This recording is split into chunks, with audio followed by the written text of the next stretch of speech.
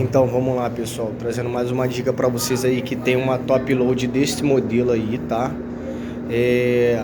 Reclamação, quando vai centrifugar ela faz barulho, tá? Nesse vídeo aí eu vou mostrar para vocês a substituição da base do cesto. Tem uma top load desse modelo aí, tá fazendo barulho na centrifugação, é só trocar a base do cesto.